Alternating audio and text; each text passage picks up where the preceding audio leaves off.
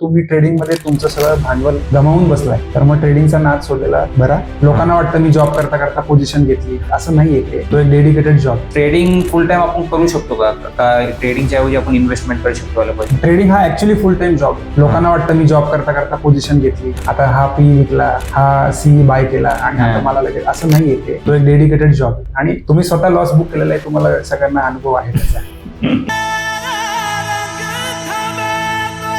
तुम्ही ट्रेडिंग मध्ये 1 लाखाचं कॅपिटल कुठं नेताय? जर तुम्ही म्युच्युअल फंडच्या रिटर्नला बीट करू शकताय तर तुम्ही ट्रेडिंग करू शकता. जर तुम्ही म्युच्युअल फंडच्या रिटर्नला बीट करू शकत नाहीये, तर तुमचं कॅपिटलच वाईप आउट झालेलं आहे आता, त्यानंतर पुन्हा नवीन कॅपिटल टाकण्याचा अट्टहास सोडून द्या. कारण माणसाचा जनरली इगो मध्ये येतो की नाही, मी आता ट्रेडिंग कसं बंद. आणि इन्स्टाच्या रील्स किंवा युट्यूबच्या चॅनलवरच खूप आहे की मी एका दिवसात एवढा प्रॉफिट बनवतो, लॉस करून पण, घरातले दागिने विकून पण किंवा सगळ्यांकडून पैसे घेऊन पण मी करू शकतो.